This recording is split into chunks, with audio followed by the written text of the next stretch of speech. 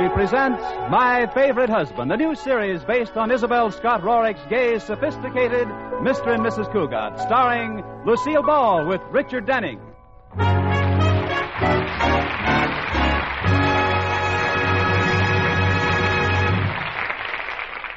10 years ago, polo-playing George Cougat married debutante Elizabeth Elliott. It was a beautiful wedding, and of course, every wedding has its pranksters, friends of the bride and groom who do cute little things to launch the marriage with a laugh. Hey, Corey, I tied the just married sign in the tin cans on back of the car. Oh, fine, Norman. I drained the gas tank to kind of slow him up a little. What did you do, Ed? I've taken off the wheels. Good. Now help me lift the hood, you guys. What are you going to do, Corey? They won't need it. Let's take out the motor. Well, it was all in the spirit of fun, and no one really got mad. George didn't. Oh, I got a big kick out of it. I laughed and slapped Corey on the back with a jack handle. And Liz thought it was a lot of fun. Oh, it was jolly. We had a lovely honeymoon right in front of the house. Well, that was 10 years ago. Now the Cougats are just George and Liz, still happy, two people who live together and like it.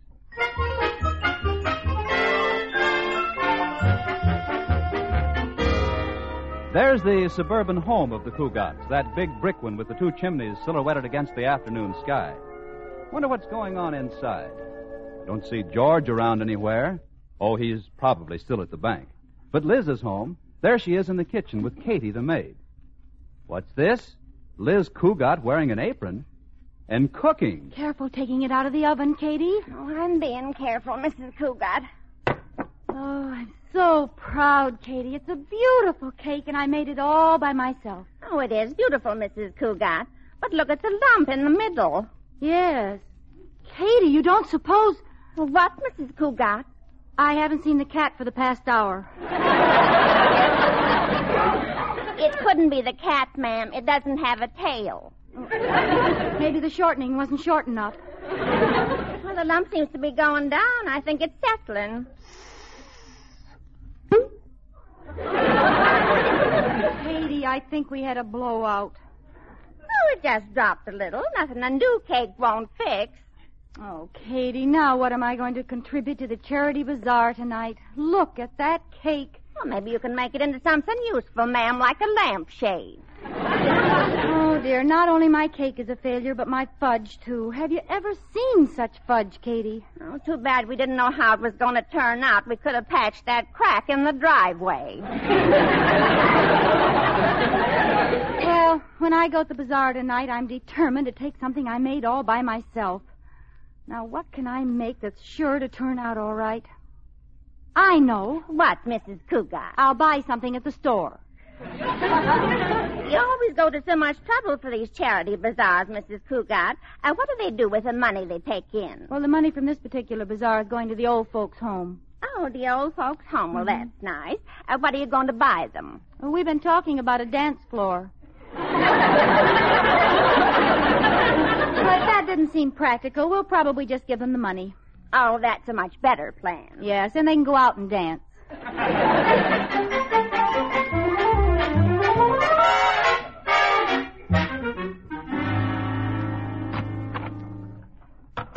Hello, George.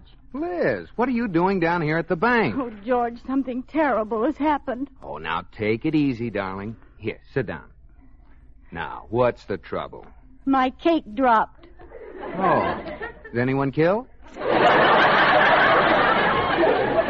George Cougat, this is no laughing matter. I've had nothing but bad luck today. I baked a cake for the bazaar and it fell. I made fudge and it turned to concrete. I went shopping, I bought a couple of nice cakes and a lot of candy, and now I'm right back where I started. Why? What happened? I left everything on the bus. Darling, you're such a scatterbrain. Sometimes I think you'd forget your head if it weren't fastened on. Well, that would be one way to lose weight. I couldn't eat between meals. And your hats would sit a lot lower, too. Oh, George, what am I going to do? I want to contribute something to the bazaar. Honey, why don't you go home and have Katie bake a cake and make some candy and everything will be fine. Well, there's one thing about my cooking. It's always good when Katie does it. Oh, George, why am I such a misfit in the kitchen? Why can't I cook? Oh, Liz, don't talk like that. I think you cook very well. You make delicious peanut butter sandwiches.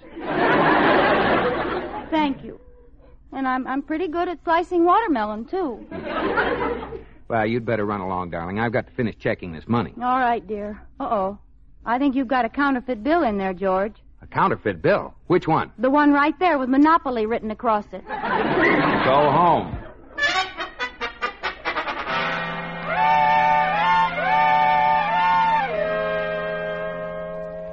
How many cakes shall I bake, Mrs. Cougat? 2 cakes, Katie, and a couple of pounds of candy.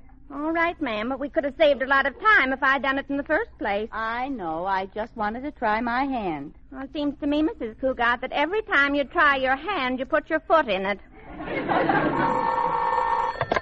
Hello? Hello? Liz? Yes, this is she. This is Mrs. Medwick, dear. Oh. Chairwoman of the bazaar. Oh, yes, Mrs. Medwick.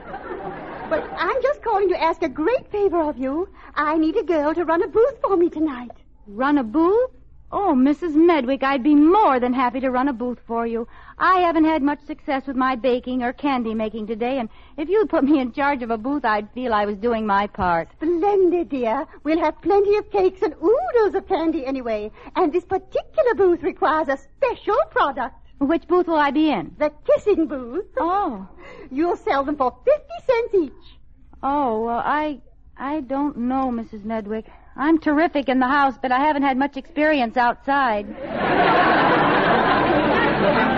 Now, Liz, you said you wanted to help, and we do need you. It won't be a bit difficult.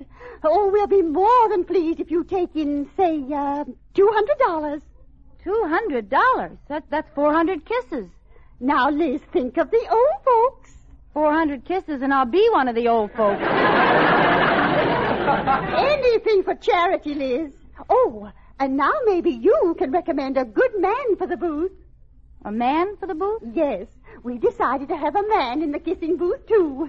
For us girls, you know. Oh, yes. Well, Corey Cartwright. He's the one for that job. He's a bachelor, and I read in the paper he's very good at kissing. In the paper about Corey? Mm-hmm. Really? A scandal of some kind, dear? No, he took a half-page ad. You can probably reach him through my husband. George will know where he is. Thank you, Liz, dear. I'll call George right away. Goodbye. Goodbye, Mrs. Medwick.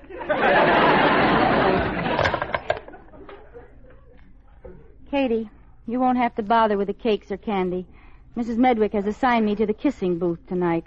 Oh? Well, you look worried, ma'am. I am. I don't know how Mr. Cougat's going to take the news. Well, there's nothing wrong with working in the booth, Mrs. Cougat. I did it once at our high school carnival. Was it a kissing booth? Not exactly, ma'am. They threw baseballs at me. Well, the kissing booth is different. They throw lips at you. I'm afraid Mr. Cougat will fly into a jealous rage when he hears about it. Mr. Cougat in a rage? Oh, that doesn't sound like the mister at all. He's kind and gentle. Remember the mouse traps he bought? The kind that don't kill the mice, just make a noise like a cat to scare them.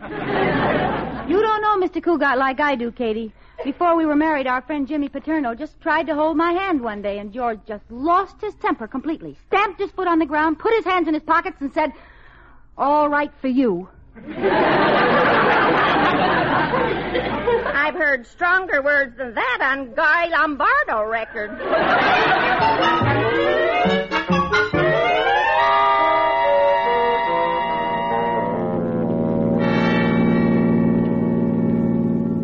Come on, George. What's up? You've had a smug sneer on your face ever since I picked you up at the bank. Well, Corey, I've been waiting to tell you about the Charity Bazaar tonight. Mrs. Medwick called me this afternoon, and I'm going to be in the kissing booth. You're going to be in the kissing booth? Yes.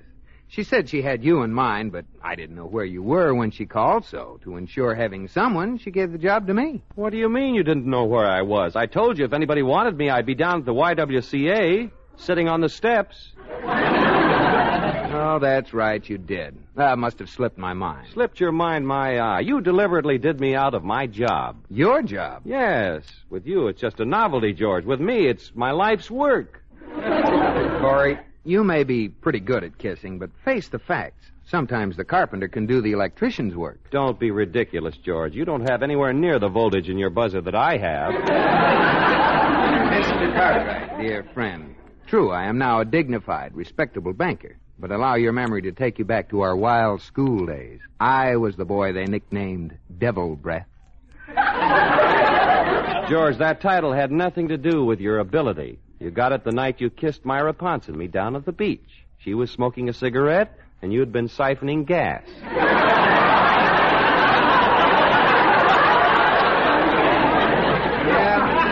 I can still hear Myra saying, "Do it again," as we rode away in the ambulance. You just aren't built for this kind of work, George. Your lips are too thin. Well, your lips are too fat. Those are my shock absorbers for kissing on bumpy roads.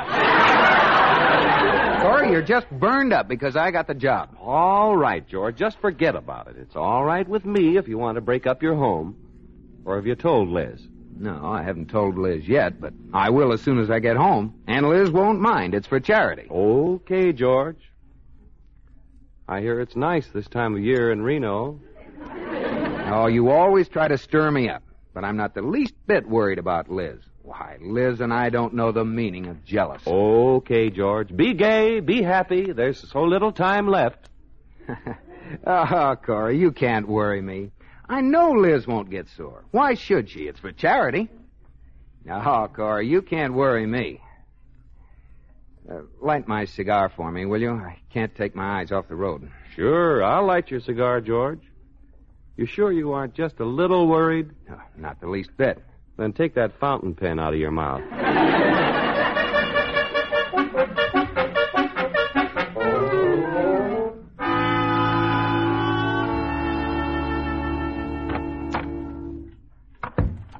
Oh, waiting for me, honey? Yes, George, there's something I want to talk to you about. Sit down. All right, dear. What's on your mind? The Charity Bazaar tonight. Oh, yes, the Charity Bazaar. Mm-hmm. Now, if you don't want to go, Liz, it's perfectly all right. I could just go over with Corey. Oh, no, I'm going, George, but I thought perhaps you'd like to stay home because those bazaars bore you so much. Well, I won't be bored tonight. Oh? Well, in fact, I'm going to have a booth. Oh, well, that's fine. So am I. Oh, you are? Which booth will you be in? Oh, just one of the booths, one of the wooden ones with a little awning. Oh, those are nice booths. Mm-hmm. Yeah. Which booth will you be in? Oh, one of the wooden ones with a little awning. Those are the booths, aren't they? Yes, they are. What will you be selling? Things. What kind of things? Oh, things. With the tin foil and ribbons. Well, you know, things. What are you selling? Stuff. Stuff? What kind of stuff? Things. Oh, they're nice. Yes. Charity bazaars are fun, aren't they? Everyone doing something for charity. Selling taffy and hot dogs and operating dart games and the kissing booth and...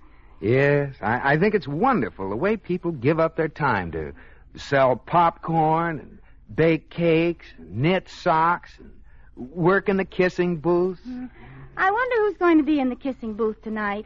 What noble, generous woman, for the sake of her community, has donated her time and lipstick to help this worthy cause. I understand a man's going to be in the kissing booth, too. Oh? Some staunch citizen, a charitable soul who will suffer through it to help others. George, I'm going to be in the kissing booth. You are? Now control yourself, George. Liz, I'm going to be in the kissing booth, too. I was afraid of you being angry. Darling, this is wonderful. We'll be together. Oh, you were afraid to tell me for fear I'd be jealous, and I was afraid to tell you for the same reason. But there's no need for it. No, none at all, because neither of us is jealous. We won't care who kisses who, will we? It's all for charity. All for charity. I don't care how many old ladies you kiss. What about the young ladies? Oh, there probably won't be any young ones, just old ones. Oh. Well, I imagine there'll be quite a few old men there, too. You can kiss all the old men you like. All for charity. We aren't jealous, are we, George? Of course not. All for charity. George, Yes, Liz? kiss me.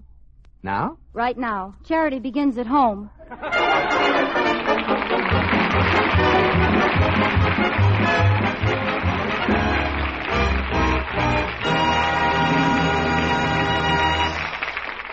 You are listening to My Favorite Husband, starring Lucille Ball with Richard Denning.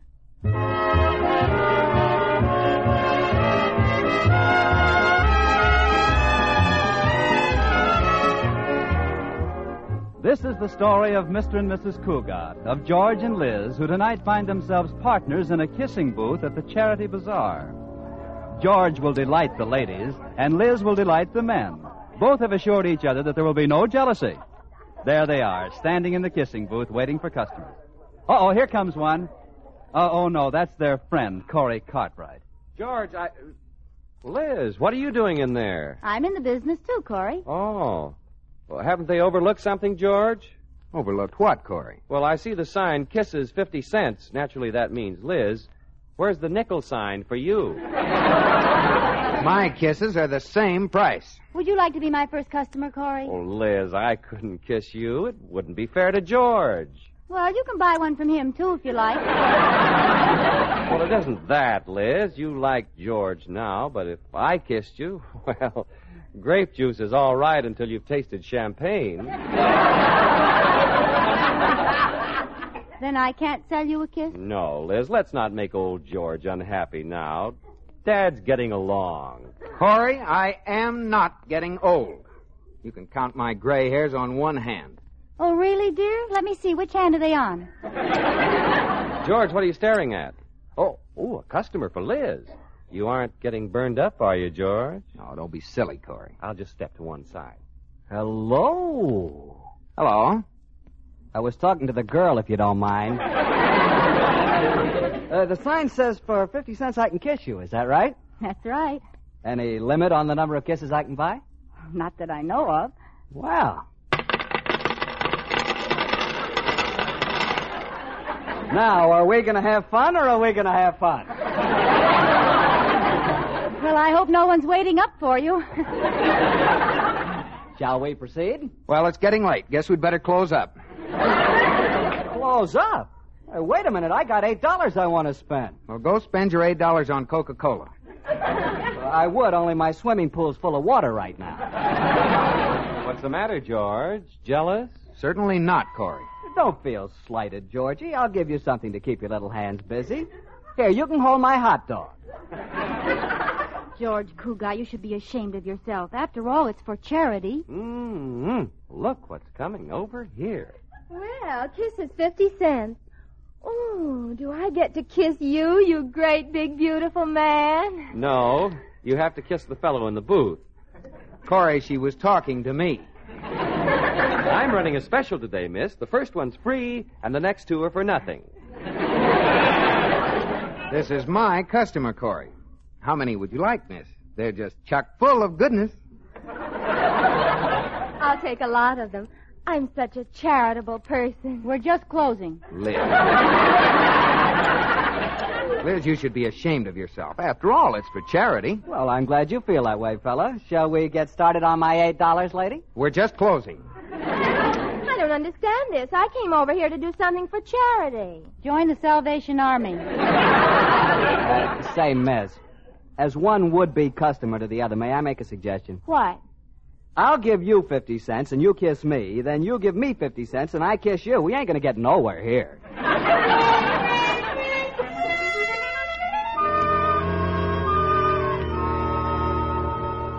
Well, it's been 2 hours, and I see the kissing booth is still going strong. How much have you taken in, Liz? Not a dime. Every time a man comes up, George interferes. He got violent with the last one. Violent? Liz, what do you mean violent? I accidentally knocked his ice cream cone out of his hand. Right into his face. How much money have you taken in, George? Nothing. Every time a woman comes up, Liz asks me if my upper plate's staying in all right. Oh, are you still having trouble with that? Corey, you know I don't wear one. Oh, of course. course. It's the lower course. I'm only kidding, but I do bear tidings from Mrs. Medwick. You being a banker, she wants you to come over and help her tally some receipts. But I can't leave Liz. I mean, the booth. The booth needs me. Come along, George. The booth could lose just as much money without you. Well, all right. I'll be right back, Liz. All right, George. Hello there.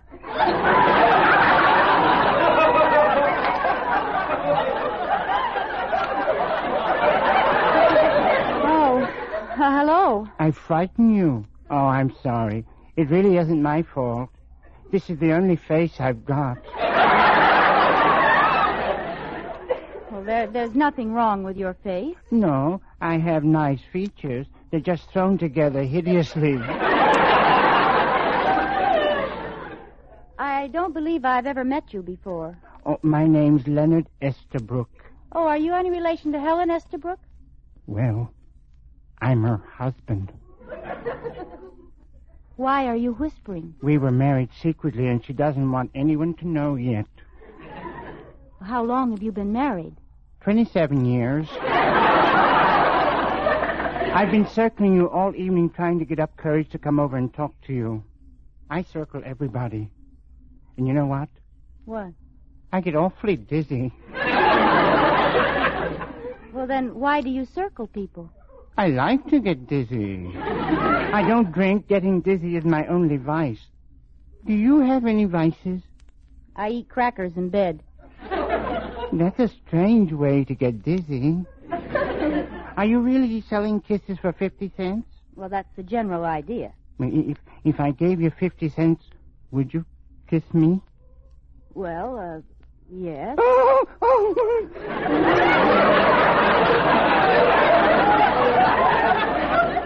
Oh, goodness. What's wrong, Mr. Estabrook? All I have with me is a penny.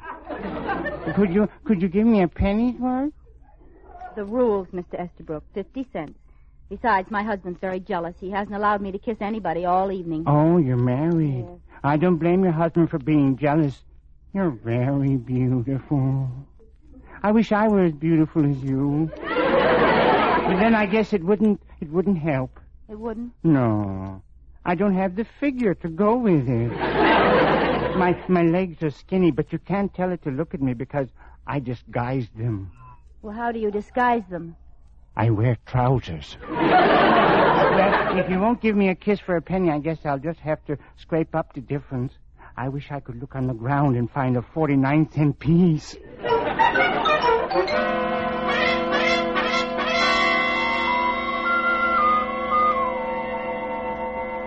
I'm back, Liz. How was business while I was gone? Take a look in the cash drawer. The cash drawer? Mm-hmm. 1, 2, 3, 5. Liz, $5. Mm-hmm. I'd have made more, only 2 of them were twins, and they sneaked one in on me. They all kissed you on the cheek, of course. I don't know. I had my eyes closed. George, old boy, Corey Cartwright comes with joyous news. Oh, what could be good news? Well, after you left, I had a little talk with Mrs. Medwick, and it's all fixed up. Oh, you mean Liz and I can leave? Nearly correct, old boy. You can leave. You've been transferred to the saltwater taffy booth. Yeah, but what about Liz? Oh, I'll be all right, George. You go ahead and sell the saltwater taffy. You look kind of pale. The sea air will be good for you.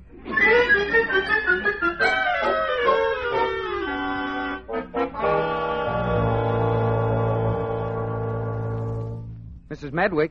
Oh, Mrs. Medwick. George, why aren't you in the taffy booth? Oh, I'm afraid it's too much work for me to handle alone. I'm going to need some help. I'm just swamped. Swamped? I don't see a soul in front of the booth. Well, business is so good, I had to turn them away. Oh, they're really buying that taffy. Eating it up like candy. I don't know who I can get to help you, George. How about Liz? Yes, Liz. Why didn't I think of her before? Oh, she's marvelous at selling candy. Very experienced at it, too. She is? Oh, of course. Have you ever heard of Martha Washington chocolates? Oh, yes. Well, Liz eats them all the time.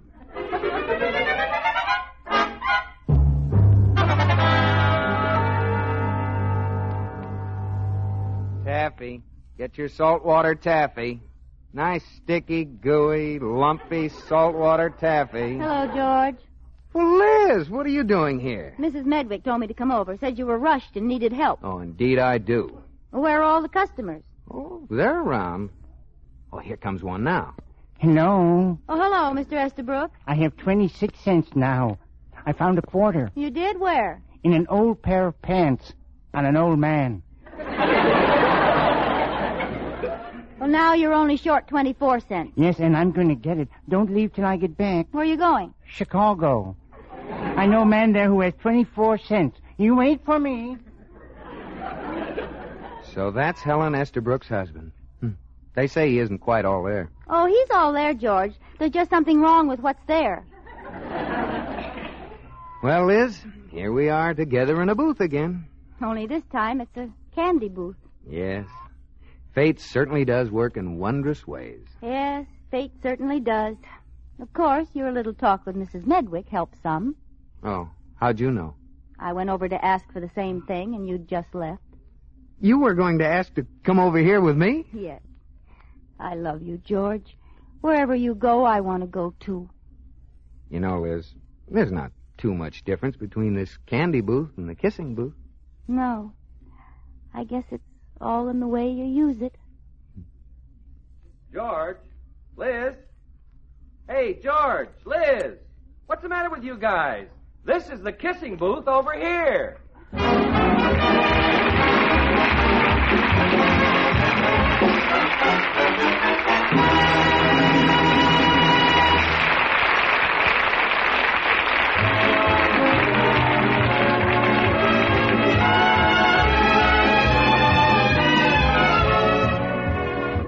George, Yes, Liz. are you asleep, Tutti Frutti? Tutti Frutti. When did you give me that name? Just now. Don't you think it's cute? Beautiful. I'll have my business cards reprinted tomorrow. Tutti Frutti Cougat, the sweetest banker in town. I'm glad you like my little pet names, George. Tutti Frutti. What do you want? Turnip Blossom. Do you love me more than anything else in the whole world? Yes, darling. I love you more than anything else in the whole world. If I were in the path of an oncoming truck, would you dash out and save me? How big a truck? George. I'd save you, honey. George. George is asleep. What? I'm his friend, Tutti Frutti. Oh. Did you see the devil's food cake I made this morning? Yeah, I saw it, Liz. What'd you think of it? It looked like the devil. Oh, I meant to tell you something. Remember tonight at the bazaar when you came back to the kissing booth and saw $5 in the drawer? I'd rather not discuss it. I didn't kiss anybody. That was my money. Good night, George.